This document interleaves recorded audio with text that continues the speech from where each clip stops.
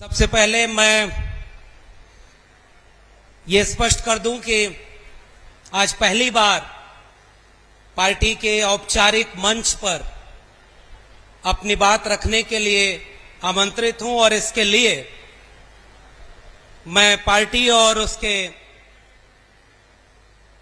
राष्ट्रीय अध्यक्ष आदरणीय श्री अखिलेश यादव जी का आभार व्यक्त करता हूं कि उन्होंने हमें ये मौका दिया है। और ये मौका हमारे लिए इसलिए महत्वपूर्ण है कि हम तमाम लोग इस बात को जानते समझते हैं, जब पूरे मोहल्ले और गांव में आग लगी हो तो इस बात का इंतजार नहीं किया जाता कि जब तक आग आपके घर तक न पहुंचे तब तक आप उसे बुझाने के लिए आगे ना आए।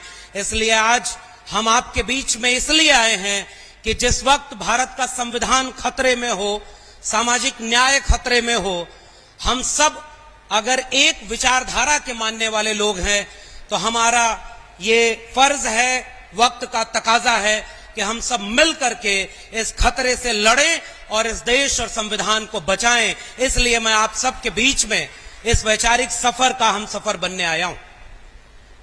और आज के इस प्रशिक्षण शिविर में मुझे एक जिम्मेदारी सौंपी गई है कि जो इस समय इस पूरे प्रशिक्षण शिविर का सबसे बुनियादी विषय है, जो मुद्दा है, किस मुद्दे पर हम आम आवाम के बीच जाएंगे, कैसे उन्हें समझाएंगे कि संविधान खतरे में कैसे है और कैसे यह देश सबका देश बनेगा, उसके लिए एक बुनियादी विषय चुना गया है।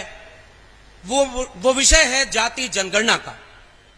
सबसे पहले इस विषय पर अपनी बात रखने के पहले समाजवादी आंदोलनों की जमीन उत्तर प्रदेश और बिहार को एक साथ अगर देखें तो उत्तर प्रदेश के लोगों, आपके लिए समाजवादी जमीन बिहार ने एक हिम्मत और हौसले का मौका दे दिया है। बिहार सरकार ने अपने यहां जाति आधारित गणना भी की, उसके आंकड़े भी सार्वजनिक कर दिए हैं और उससे हमें हिम्मत मिली है। इसलिए हम बिहार के समाजवादी साथियों को क्रांतिकारी सलाम करते हैं और इस उम्मीद में यहां खड़े हैं कि हम उत्तर प्रदेश में भी जाति जनगणना के मुद्दे पर जनता को जागरूक करेंगे।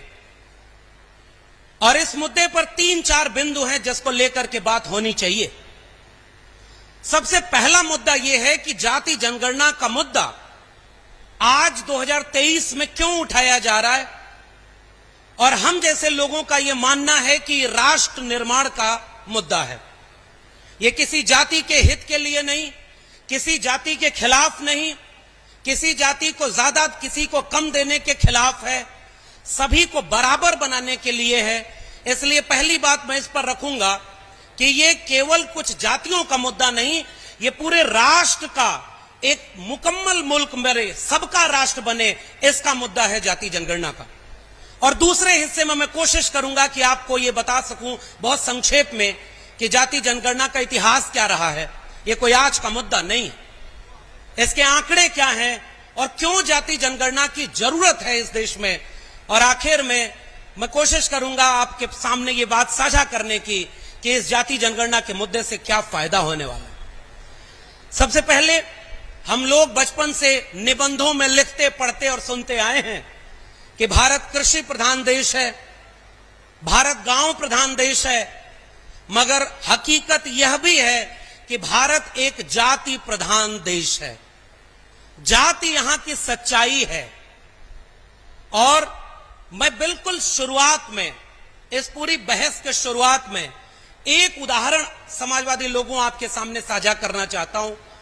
बहुत सारे वरिष्ठ लोग बैठे हुए हैं, उनको इतिहास पता होगा, लेकिन इस इतिहास को गांव-गांव पहुंचाने की जरूरत है कि हमारे बीच में जब 2010 में संसद में खड़े होकर जाति जनगणना की मांग की जा रही थी, हम सबके अग्रणी नेता मरहूम नेताजी आदरणीय मुलायम सिंह यादव जी ने सदन में खड़े होकर एक वाक्य बोला था। मैं वो वाक्य से शुरुआत कर रहा हूं। उन्होंने कहा कि जाति समाज की गंदगी है, इसे कबूल करना चाहिए और गंदगी को कपड़े से ढक करके आप मिटा नहीं सकते, इसलिए उसे मिटाने के लिए उस गंदगी को साफ करना होगा। नेताजी ने आगे बोला कि उस गंदगी को साफ करने का रास्ता भारत के संविधान ने दे दिया है। और वो भारत का संविधान कहता है कि जो भी इस देश में हाशिए पर पड़ा है, उसको सामाजिक शैक्षणिक रूप से जो पिछड़ गया है, उसको मुख्य धारा में लाए बिना कोई भी देश पूरा नहीं बन सकता।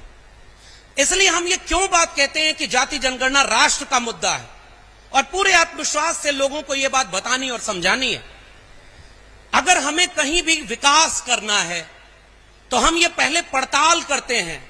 अगर हमें कहीं सड़क बनवानी है तो पहले इस बात का सर्वे होता है, जानकारी जुटाई जाती है कि कहां सड़क नहीं बनी है, वहां सड़क बनाने की जरूरत है तो सड़क बनेगी। कहां नाली नहीं बनी है तो पहले आंकड़े जुटाए जाएंगे, किसके पास घर नहीं है उसके आंकड़े जुटाए जाएंगे। ऐसे विकास नहीं होता कि जहां सड़क बनी है उसी पर और सड़क बनती रहे, जिसके पास घर है उसके पास और घर मिलता रहे।